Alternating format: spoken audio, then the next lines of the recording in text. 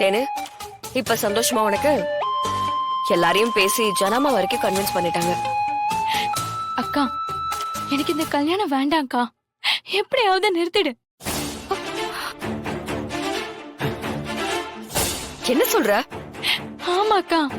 ஜனமா உன் மேல எவ்வளவு பாசம் வச்சிருந்தா ஜனமா இப்படி ஒரு முடிவு எடுத்திருப்பாங்க? அவங்க வாக்கு கொடுத்ததுக்கு அப்புறம் இதெல்லாம் மாத்த முடியாது தேனு. இப்ப என்ன பிரச்சனை உனக்கு? அக்கா, நான் அந்த இடத்துலயே ஜனாமா கிட்ட சொல்லிருப்பேன். ஆனா முடியல. ஏன் எதுக்கான காரணம் கேட்டா என்கிட்ட அதுக்கான காரணமே இல்லக்கா. அதான் உன்கிட்ட வந்து கெஞ்சிட்டு இருக்கேன். பிளீஸ்க்கா, எப்படியாவது ஜனாமா கிட்ட பேசி இந்த கல்யாணத்தை நிறுத்திடுக்கா. எனக்கு இந்த கல்யாணம் வேண்டாம் வேண்டாம் வேண்டாம். ஏன் நீ அந்த பையனை லவ் பண்றதானா? அப்புறம் எதுக்கு வேணாங்கற? நீ முதல்ல அழறத நிப்பாட்டு. என்ன பிரச்சனை உனக்கு? நீ எதுவா இருந்தாலும் சொல்லுத்தேன்னு நான் சரி பண்றேன். ஐயோ அக்கா, இது ஜனாமா நடத்துற கல்யாணம். அப்படி இருக்கும்போது இந்த கல்யாணத்துல அம்மாவும் கலந்துக்க முடியாது, அப்பாவாலையும் வர முடியாது. அம்மா அப்பா ரெண்டு பேருமே இல்லாத அப்படி ஒரு கல்யாணம் எனக்கு தேவையா? வாழ்க்கையில ஒரே ஒரு தடவை நடக்க போற நல்ல விஷயம்.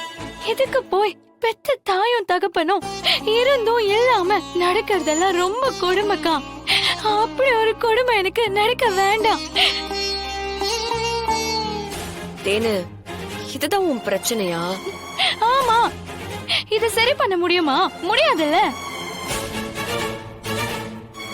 ஜனாமா நடத்துற கல்யாணத்துல அம்மாவும் அப்பாவும் வர முடியுமா? முடியாதுக்கா. அம்மாவை கூட விட்டு தள்ளு. அப்பா எங்க இருக்காருன்னே தெரியல. உன்னோட கல்யாணம் தான் அவர் இல்லாம எப்படியோ நடந்துருச்சு. இப்போ ஏன் கல்யாணமோ அதே மாதிரி நடக்கணுமா? தேனு, என்ன பாரு. குறிச்ச தேதியில குறிச்ச மண்டபத்துல உனக்கும் அரவிந்துக்கும் கல்யாணம் நடக்கும். அதுவும் ஜனமா தலைமையிலேயே நடக்கும். அதே கல்யாணத்துல அப்பாவும் அம்மாவும் வந்து அர்ச்சனை போட்டு உனக்கு ஆசீர்வாதம் பண்ணுவாங்க. அத நான் பண்ண வைப்பேன். இது என் சத்தியம். எப்படிக்கா? நான் சொன்னா செய்வேன். நீ எதையும் யோசிக்காம கல்யாணத்துக்கு ரெடியாக. இல்லக்கா, இப்படி சொல்லி கடைசி நேரத்துல அவங்க வரலன்னா? தேனு, வருவாங்க.